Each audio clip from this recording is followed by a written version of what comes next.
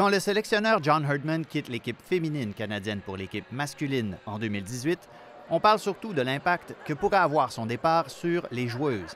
Christine Sinclair écrit même qu'elle est sans mots. Aujourd'hui, tout le monde est gagnant. Sinclair est médaillée d'or et Herdman a mené le Canada à la terre promise en empruntant un chemin chaotique. Quand s'amorce la première qualification pour une Coupe du monde avec Herdman à la barre en mars 2021, les Canadiens ne peuvent même pas jouer leurs matchs locaux au pays à cause de la pandémie. Ce n'est qu'au troisième et dernier tour qu'ils rentrent à la maison et la magie opère.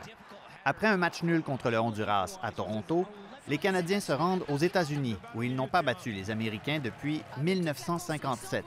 La séquence se poursuit, mais un match nul de 1-1 leur donne confiance pour le reste de la campagne.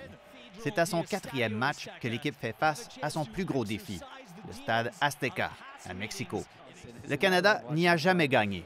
Pourtant, le match se termine 1-1. Et les Canadiens sentent qu'ils ont eu la victoire au bout des pieds. 6 jours plus tard, le joueur vedette Alphonso Davies s'offre le but de sa vie contre le Panama.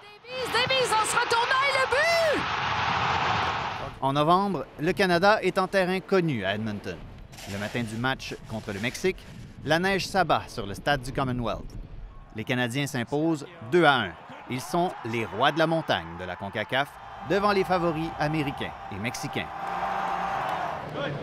En janvier, le Canada s'apprête à jouer 3 matchs en 7 jours quand on apprend qu'Alphonso Davies souffre d'une myocardite. Malgré tout, ses coéquipiers gagnent 3 fois. Ils mettent le point d'exclamation lors du deuxième match à Hamilton, où ils battent les Américains 2-0. Le moment attendu depuis 36 ans survient à Toronto, le 27 mars, avec une victoire de 4-0 contre la Jamaïque. C'est la fête au stade, mais aussi à 6000 km de là. Au Qatar, s'il y a quelque chose à célébrer pour le Canada à partir du 23 novembre, Davies y sera.